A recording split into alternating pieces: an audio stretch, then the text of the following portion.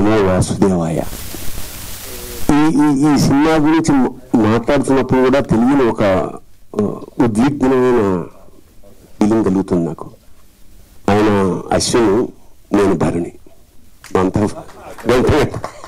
అశ్విని తర్వాత భరణి. గీతా ఆర్ట్స్ అల్లు రామలింగయ్య గారు గొప్ప కమ్యూనిస్టు. గీతా ఆర్ట్స్ ఎందుకు పేరు పెట్టారో ఉత్తరోత్తర అల్లు అరవింద్ గారు వివరించారు. ఏదైనా గీతా సారాంశం ఏంటంటే మంచి కర్మకి మంచి ఫలితం తప్పకుండా లభిస్తుంది. వెరీ సింపుల్, అంతకన్నా ఏం లేదు. అలాగే ఏటూరి మహానుభావుడు ఏనాడైతే అరవింద్ గారి గురించి ఒక్క లైన్ చెప్పాడు, అది జీవితాంతం మర్చిపోలేను. నిజంగా లక్షలు ఇవ్వచ్చు ఆ పదానికి. ఏమిటంటే అల్లు అరవింద్ని సంధి చేసి అల్లరి విందు అన్నారు. ఆయన ఎక్కడున్నా సరే మామూలు సరదాగా ఉండడానికి, అల్లరి చేయడానికి, కాకపోతే విందులాంటి అల్లరి చేయడం నిజంగా thank you so much sir. Aravind గారిని చాలా తక్కువ సార్లు కలుస్తాను, కానీ ప్రతిసారి ఓ మెమెంటరీ, ఓ జ్ఞాపకంగా నేను మాత్రం ఖచ్చితంగా మా ఇద్దరి మధ్య అలా మిగిలిపోతుంది. అలాంటి అరవింద్ గారు నాకు ఫోన్ చేసి, ఇలాగా ఈ సినిమా అవుతుంది, దయచేసి ఖాళీగా ఉంటుంది, మీరు ఒకసారి చూడండి. నేను ఎందుకు చూడాలి సార్ అంటే, దాని గురించి మాట్లాడగలిగిన కొంచెం సాహితీ వ్యవసాయం చేస్తున్న వాళ్ళతో, అంటే ఆ లెక్కన జనమిత్రులు గారు బాగున్నారు కదా అన్న, నేను ఆయన కూడా పిలిచానండి అన్నాడు తమాషాగా. సరే, నిన్న కుటుంబ సమేతంగా మేము థియేటర్కి అల్లు అరవింద్ గారు టెబులే అక్కడికే వెళ్ళి చూసాం sir. It was not theatre sir, it was a temple yesterday. It was, I think the feeling is continuing.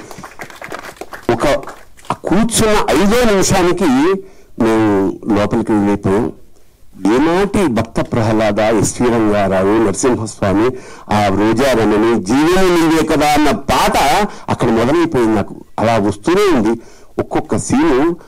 ఇది సినిమా తీసారా లేకపోతే సాక్షాత్కారం జరుగుతోందా నాకు అర్థం కాలేని ఒక అద్భుతమైన, లోపలికి వెళ్ళిపోయాం. దాదాపు ఒక 20-30 సార్లైనా కళ్ళు చెమర్చాయి. ఈ భావన, ద వే హౌ యూ ప్యాకిల్, అంటే కొత్త డైమెన్షన్స్. ఇప్పుడు ఇందాక అమ్మాయి చెప్పింది మా యాంకర్, దాన్ని విష్ణు ఎత్తుకోవడం వరకు ఆ కళ్ళల్లో ఆయన చూపించిన ఆర్ద్రత నిజంగా విష్ణువు అంటే తప్పకుండా మనకి దర్శనం అవుతుందా అని మేము జన్మని ఋషులు తపస్సు చేస్తే ఎలా వస్తుందో అలాంటి ఒక గొప్ప తపస్సు చేశాడు అశ్విని. సో మీకు లభించిన అదృష్టం కాదు సార్, యావత్ ప్రపంచానికి కూడా విష్ణుమూర్తిని, నరసింహస్వామిని దర్శనం చేయించేశారు.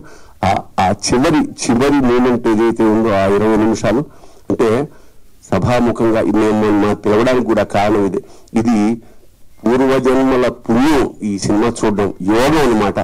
ఖచ్చితంగా ఒకసారి కాదు, ఎన్నిసార్లు నేను చూడాలో నాకే తెలియట్లేదు. ఎన్నిసార్లు చేసిన కొత్త ఎక్స్పీరియన్స్.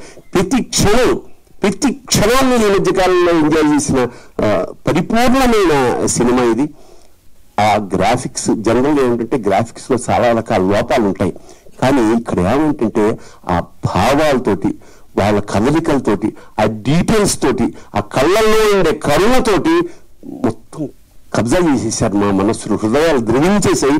ఇంకా చివరికి ఇది మహావతారం ఎందుకని పెట్టారా, అవతారం కదా అంటే నిజంగా అంత పెద్ద నారసింహుని నా జీవితంలో చూశారు. కానీ స్క్రీన్ అంతా నిండిపోయి విశ్వరూప సందర్శనం ఏకకాలంలో ఎలా జరిగితే ఎలా ఒళ్ళు గదులు పూస్తుందో అలా ఒక ఉద్వేగానికి లోనైపోయాం. నిజంగా ఇది రసాత్మకం, కళాత్మకం. ఇంకోటి అంటే ఒక్క విషయం చెప్పాలి, ఇది తీసిన వాళ్ళు, చేసిన వాళ్ళు, రాసిన వాళ్ళు, తీసిన వాళ్ళు, చూసిన వాళ్ళు కూడా ధన్యులే. అంత గొప్ప అనుభూతిని కలగజేసేలా సార్. నేను ఎప్పుడో తప్ప సినిమాలకి వెళ్ళండి, ఏదో అదే వృత్తి కదా, పెద్ద సినిమా ఏం చూస్తాను అంటే మిఠాయి కుట్టువాడు మిఠాయికి షాపు తిన్నట్టు.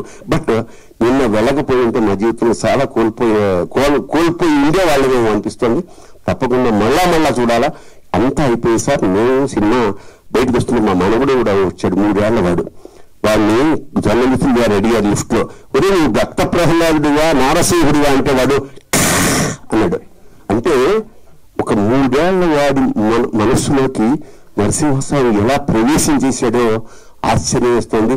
ఈ సినిమా సార్ మీరు 2 ఏళ్ళకి ఒకసారి ప్లాన్ చేస్తున్నారు కదా, I think this will run for 2 years sir continuously.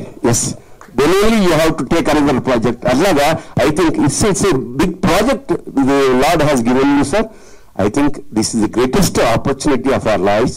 ఒక సినిమా ఒక కావ్యంలాగా, అలాగే సనాతన ధర్మాన్ని ఇంత అంటే ఎక్కువ ప్రచారం ఎక్కలేదండి. ఒక్కసారి సినిమా చూస్తే అది గుండె లోపలికి వెళ్ళిపోయింది. ఇలాంటి సినిమా నిర్మించిన వాళ్ళకి చెప్పాం, ఇలాంటి అవకాశం ఇచ్చిన మాకు కూడా మా జన్మలు ధన్యమేగా భావిస్తూ జై నరసింహ, జై నరసింహ, జై నరసింహ.